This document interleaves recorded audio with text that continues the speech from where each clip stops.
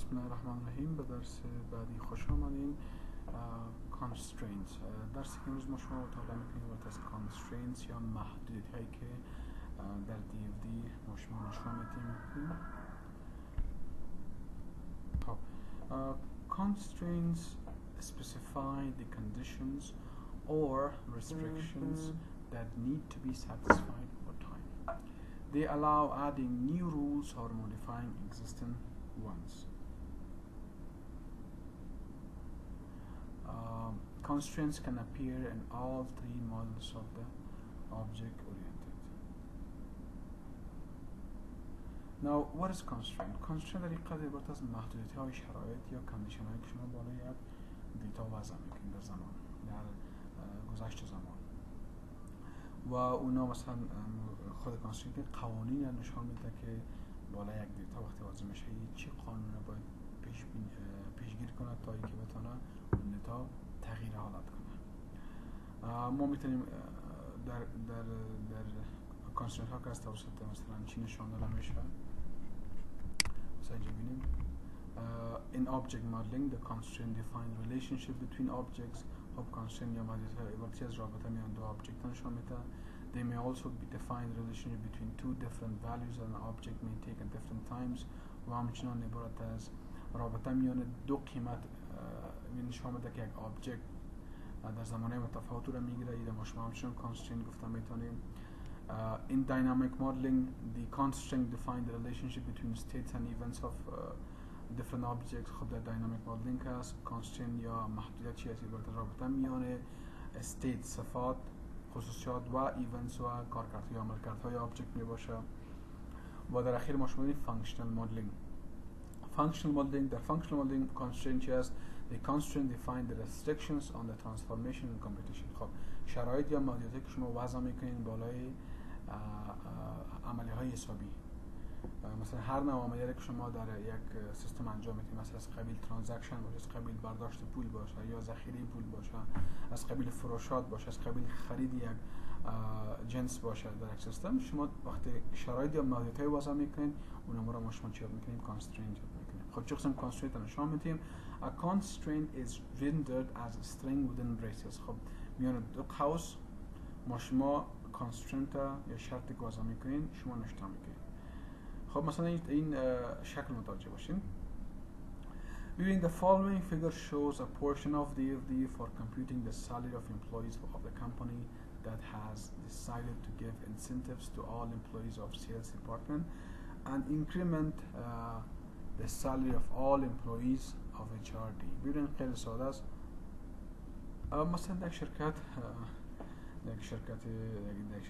وقتی ما میخوایم فرض کنید دیفدی نشان داده میشه که کارمندای بخش فروشات مثلا ما شما دو شرط گذاشتیم. یکی که HR میتونه بالای کارمندا مثلا اینکریمنت بگذاره یا بگیم سالاریشان اضافه کنه و یا همچنان میتونه بخش دپارتمنت سیلز بالای کارمندا میتونه که یک اینسنتیو یا یک پرداخت اضافی به اساس کارکردهایی که مثلا یک کارمند انجام داده. ببینید از یک دیتا استور ما شما برداشت مثلا میتونیم دیتا را برداشت کنیم، دیتا فلو نشان بدیم. این دیتا فلو یک شرط داره. شرطی است که شما بخش دپارتمنت سیلز اینا میتونن که دیتا امپلوی رو برداشت کنن و انسنتیو برشان عملی انسنتیو انجام بدن و یک مقدار پول به اساس انسنتیو و به اساس یک بونس اضافه کنن. و همچنین یک شرط دیگه وضع کردیم که فقط دپارتمنت HR میتونه خود HR بالای یک معاش کارمند علاوه یا مقدار یک مقدار پول اضافه کنه. اینا مثلا ببینید این توسط چی نشانه؟ توسط کانسترینت که است در دو قوس بزرگ نشان داده میشه. یک اسم داره نام کانسترینت شرط مثلا داره. بحث بعدی این است که ما شما بالای کنترل فلو داریم. What is control flows؟ یکی ما شما دیتا فلو داشتیم حالا ما شما کنترل فلو رو یاد میگیریم.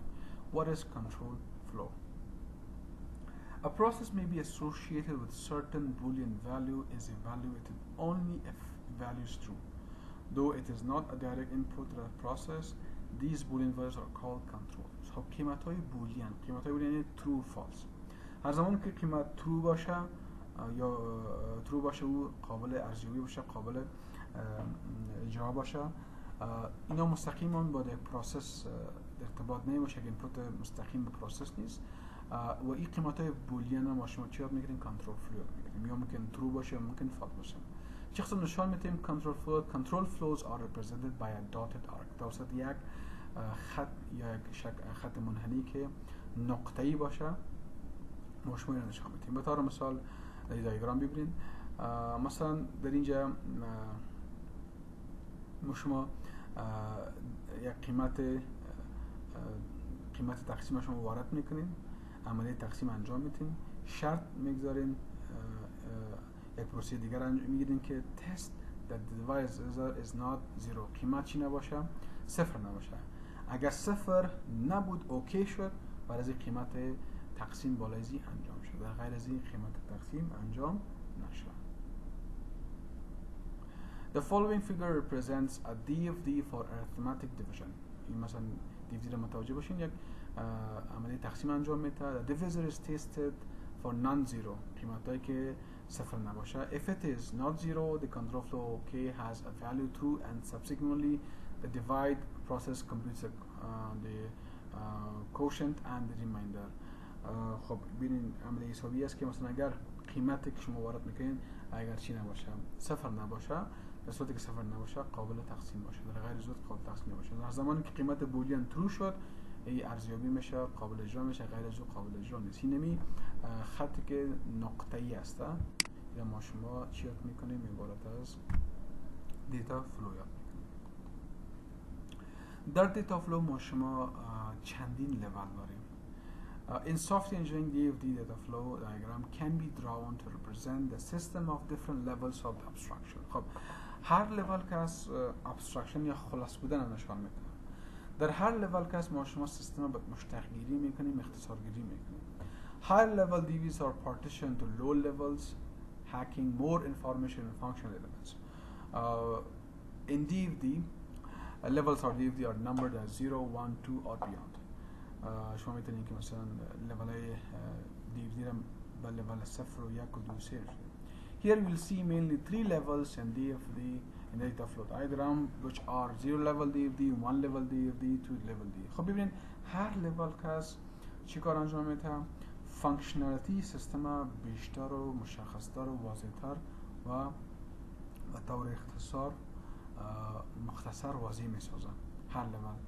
و هر لول سو کارکردش چی است که هر چقدر که دیتا بس ساب سیستم تقسیم شه اونم قدر دیفدی بزرگ میشه. ما لول های متفاوت داریم. لول از 0 شروع میشه، 0 1 2 3. اینجا ما شما 3 لول مد نظر میگیریم. 0 level مد نظر میگیریم. It is also known as a context diagram. ما شما رو به نام context diagram یاد میکنیم. به نام 0 level به نام context diagram یاد میکنیم. اگر در که اینترویو شما پرسان شد که what is context diagram, you can say it is the 0 level of DFD. It is designed to be an abstraction view. خب این لول چی است؟ یک دید بسیار خلاص است. Showing the system as a single process with its relationship to external entities. فقط یک سیستم توسط یک پروسس انفرادی با انتیتی های خارج یا انتیتی بیرونی نشان میده رابطه‌شون مثلا چی کار انجام میشه. It represents the entire system as a single bubble with input and output data indicated by incoming and outgoing arrows. ببینید این دیاگرام اینا میگه ما شما 0 level داریم. اینا ما شما کانتکست دیاگرام یاد میکنیم. خب ببینید خیلی ساده نشان میده. پاسنجر میاد میخواد که یک مسافر میخواد که سیستم شه و بر خود ریزرویشن یا تیکت بوک کنه. در ریزرویشن تیکت نمبر اینفورمیشن پاسنجر گذاشته میشه، میتونه واسه پاسنجر وقتی که ریزرویشن کرد ریزرویشن میره به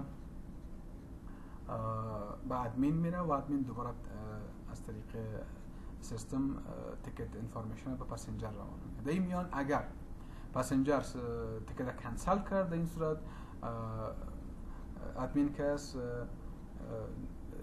ریزرویشن کنسل و ریزرو کرده میتونه و ممکن ترین کس معلومات ترین مثلا ادمین نشان میده که کدام ترین کدام ریل و چه زمان چه وقت همچنان میباشه. این مثلا زیر لیول است. خب در one level چه هست؟ in one level the context diagram is decomposed into multiple bubbles multiple bubbles. مالتیپل بابل چی معنی؟ در دایره ها یا مزایای های گوناگون نشان میده. In this level we highlight the main function of the system and break down the high level process of zero level UAV into sub level. خب در این level we highlight the main function of system، ما فانکشن های اساسی یک سیستم نشان میدیم and break down the high level process of zero level DFD into sub. خب high level zero level high level DFD که برده zero level است با sub process نشان میدیم پروسه فرعی. به طور مثال passenger is coming to the system reserving process is there ticket generate میشه report به admin میره passenger میتونه inquiry کنه و همچنان reservation process که از reservation storage قیمت برداشت میکنه و passenger میتونه یه inquiry کنه. ببین با یک level higher level تبدیل level که مثلا در zero level داشتیم به چندین sub process تبدیل شد. Two level DFD goes to one step deeper into parts of one level DFD. خب پیشرفت‌تر one level DFD یا context diagram که هست two level D است.